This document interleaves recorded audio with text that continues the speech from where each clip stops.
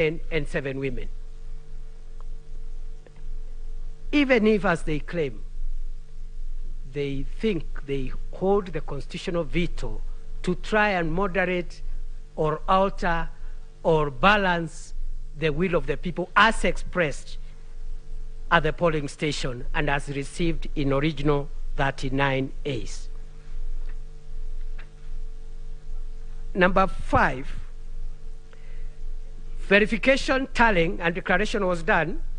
Even, I dare say, Chief Justice, judges of the Supreme Court, even for the 27 constituency results that were not verbalized. They were not announced verbally, but they were declared because they were posted in the website after chaos broke out at the National Tallying Center. I want to invite the court to consider, in interpreting whether what has been pleaded before this court in terms of what the commission did after that risk on life and limb happened. I want to plead and persuade this court to invoke, by way of analogy, 3 doctrines of law. The first one is the doctrine of frustration in the law of contract, where there are contractual obligations to be performed, but the contract is frustrated. Number 2, the doctrine of necessity in international law. And thirdly and finally, the doctrine of supervening impossibility, where there are legal obligations, but the party on whose those obligations accrue cannot perform them as a result of supervening impossibility. Chief Justice, my lords, my ladies, number 6, the IBC verified and tallied and declared all the results because none of the 46,229 from 34As have been impeached. Number 7, the IBC verified, tallied, and declared all the results because the tallying that happens at the National Tallying Center is basically clerical. And I think the commissioner should know none of them, including the chairman, has any role whatsoever that is significant other than just recording the clerical and arithmetical issues. And this is so, and this explains why, even when there are discrepancies between what was transmitted through electronic means and what comes as a physical form, the best that the chairperson, as the returning officer, can do is to note the errors in the error form, and only this court can actually interrogate and decide on the fate of those discrepancies.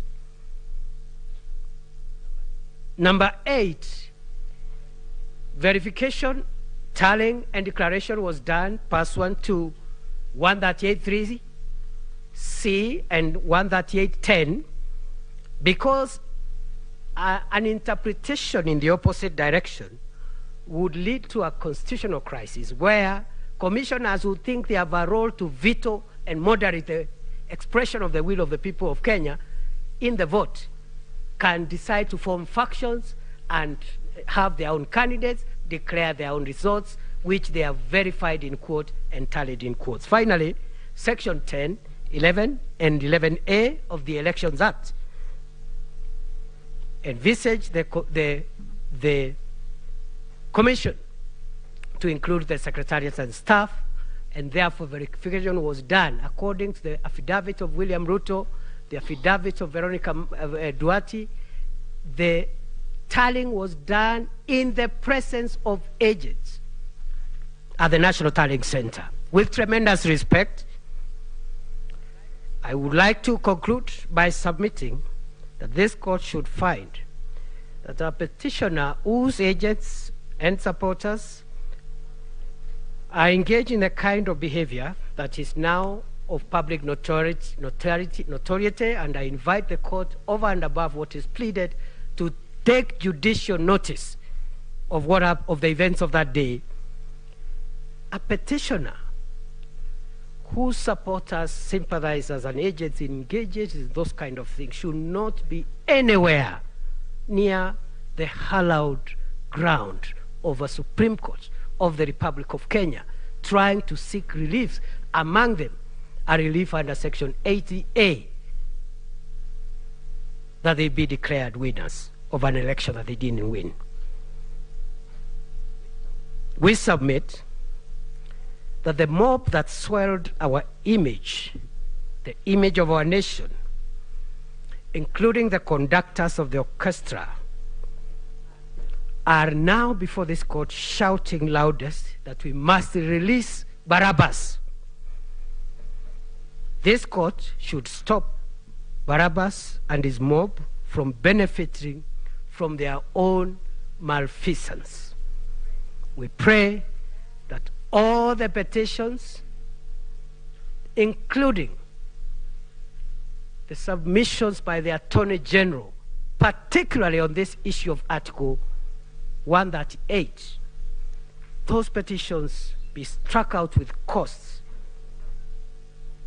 I respectfully and humbly submit.